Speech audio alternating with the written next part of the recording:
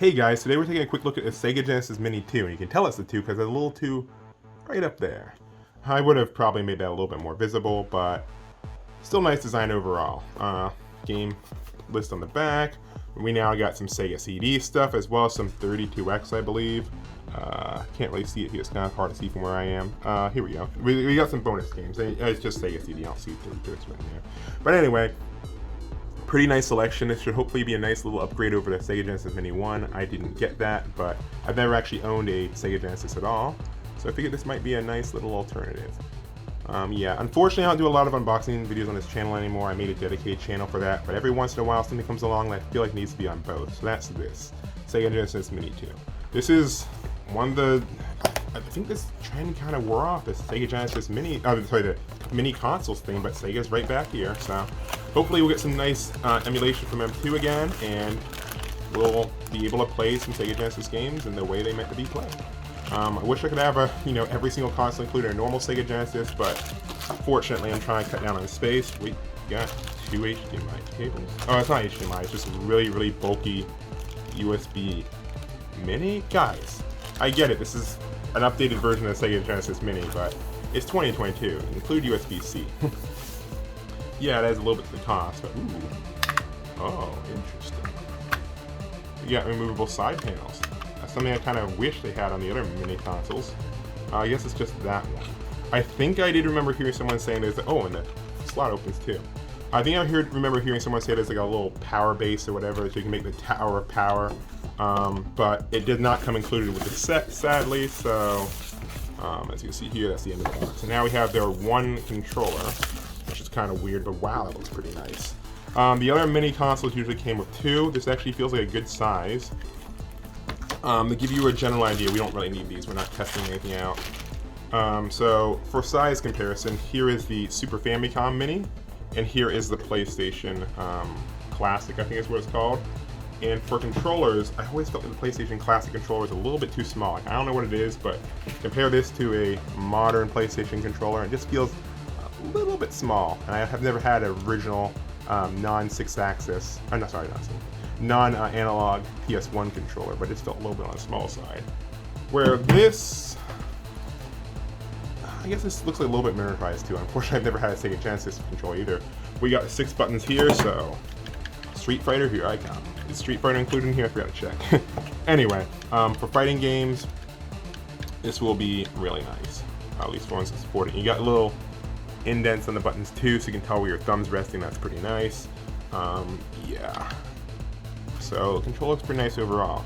What will be interesting is if 8BitDo updates their adapters that work with this thing, then you could probably use the. They might make an update that lets you use the Sega Genesis controller from Switch Online with this device, and that would be really cool.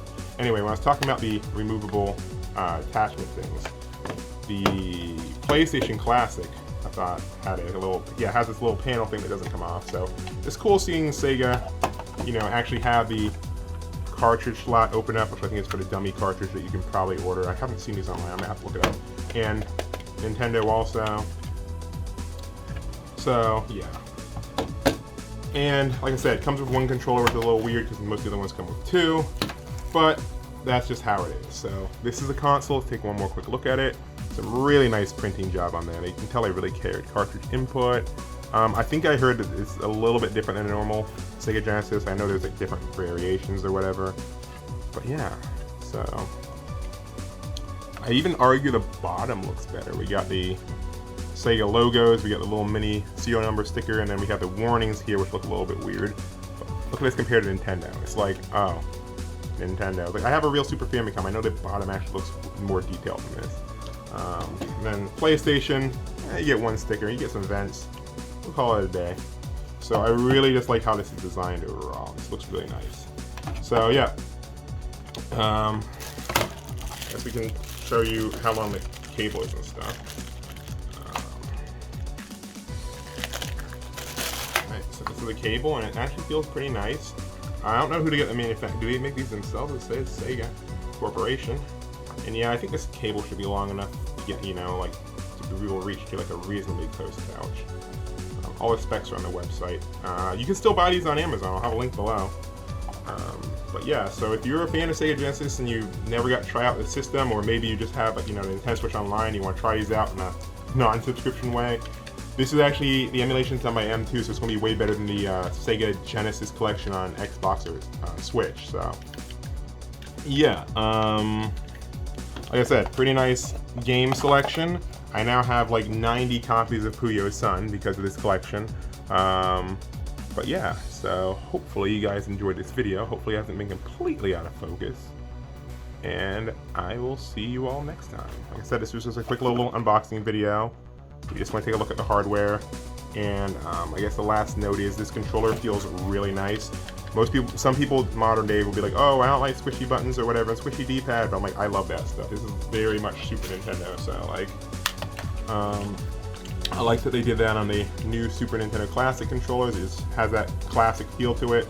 Again, I've never had an original Sega Genesis pad, so I can't say how authentic it is, but it has that, you know, like 90s button feel. Okay, these feel a little less squishy, so these feel more precise, but maybe that's a Sega thing, you know, to give you the little more responsiveness for fighting games. I'm not sure, but either way, it feels really nice in my opinion. But again, I've never used the original one. Maybe it's a little bit too much travel. Like I said, I don't have anything to compare with, but it does feel nice and responsive.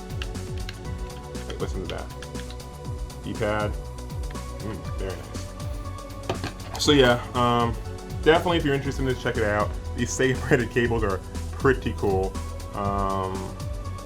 Yeah, so if they do release a Tower of Power attachment thing in America, I will definitely buy that because that sounds like a really cool setup. Maybe having these just controller ports out there like this could have been, you know, a little bit better. I think